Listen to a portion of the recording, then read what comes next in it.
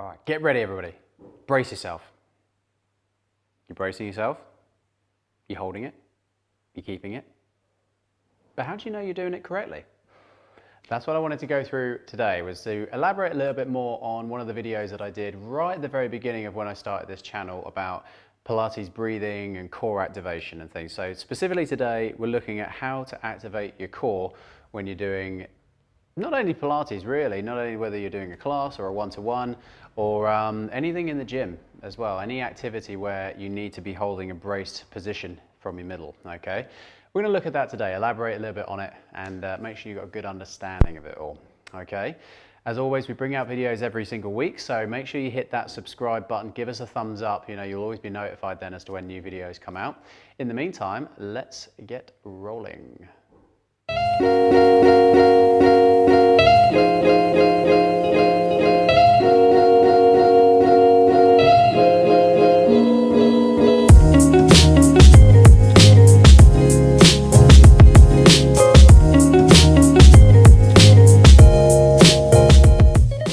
Jolly good everybody, welcome to our new video. It's all about core activation and making sure that you're doing it properly.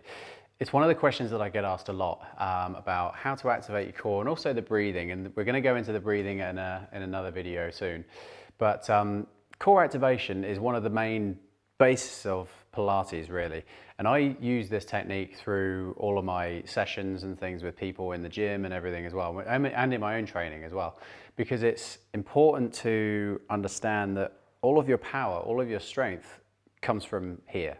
This the middle, the center of your body, everything to do with like your legs and your arms and everything, all of the power comes from there. So if we're not holding ourselves correctly, we're leaving ourselves open to possibly getting injured, and we're not going to be as strong as we possibly could be. All right. Now, again, like I said at the beginning there, how do we know if we're doing it correctly?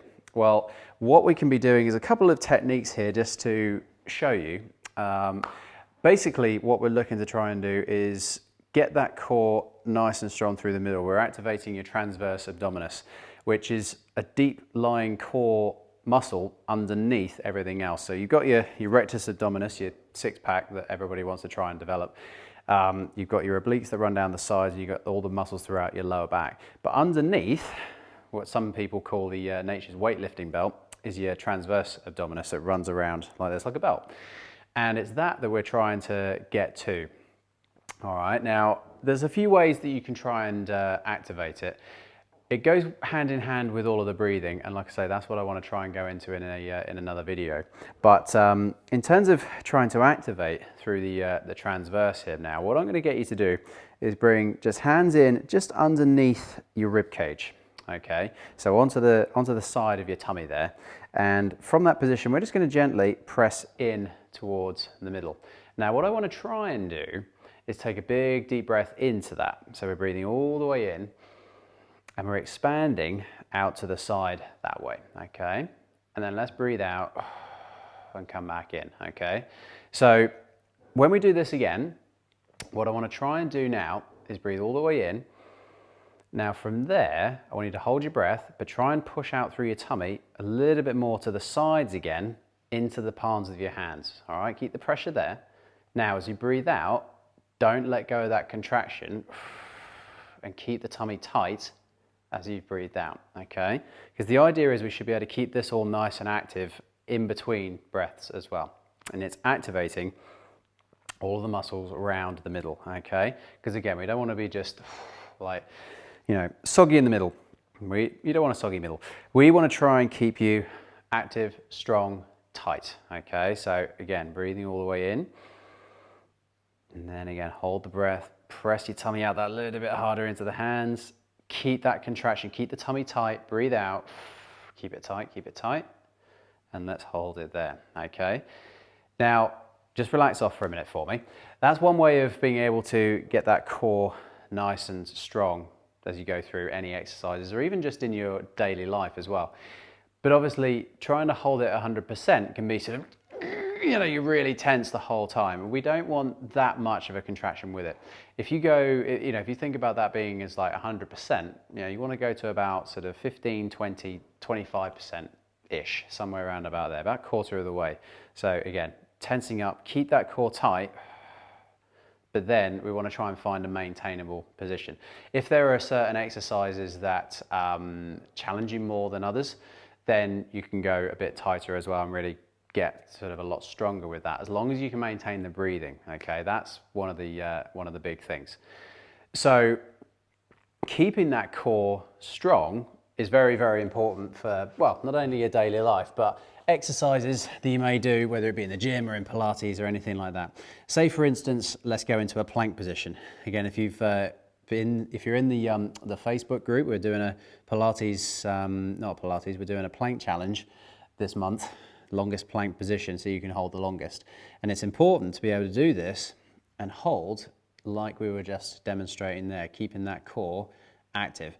So when you're in that position, if you're not focusing on keeping all of this nice and tight, then basically the spine is going to be doing all of the work, because what's happening is that you're coming down, and if you're not contracting, then essentially your back wants to do that, and it's the spine that's holding you up. So we want to use that core muscle, that transverse abdominis, that TVA, to help, like almost like a hammock underneath, and help support the spine. So that keeps you nice and safe. I mean, in a plank position also as well, you can squeeze through your bottom just to give it a bit of extra help. But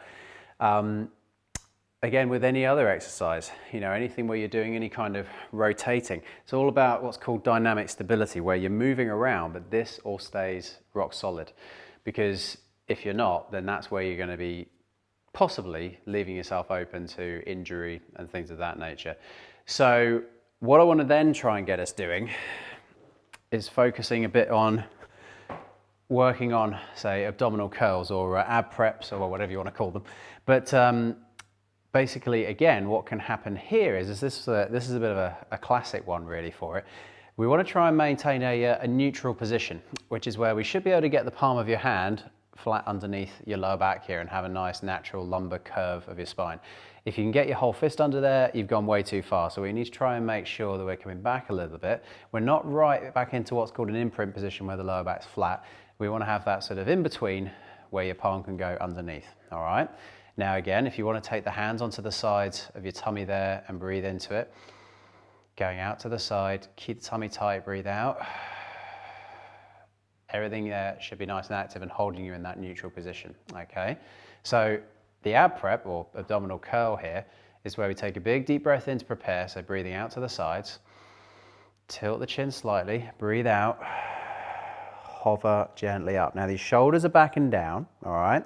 You're looking towards the kneecaps at the top and you're maintaining that neutral position here, okay? We're not tensing up in the shoulders, we're not sort of craning forwards with the neck or anything, and we're just trying to hold that position for the deep breath in. Again, keeping the tummy tight, and then breathing out as we slowly come back down.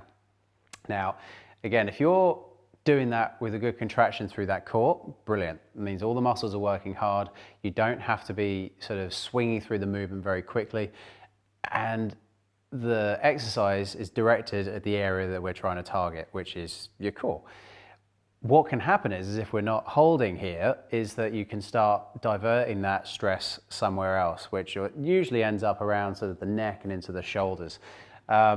Or into your lower back as well, because quite often, yeah, if you're not holding your core, what's going to happen is you're going to curl up and this flattens down, and then you're not working as hard as you could. All the tension goes up here and you're sort of tensing up.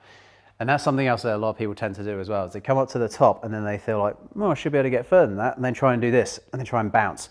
And that's not a good thing to be doing either. It's not so much about how high we lift up, it's about recruiting the muscles through here to get that work happening, okay? So again, let's get that core nice and active. And that's what I tend to say throughout my classes as well, is keeping core active, because you don't want to be just idle and just doing nothing with it. So keep that core active and tight, okay? So again, breathing all the way in, come out to the sides like an accordion, 3-dimensional breath.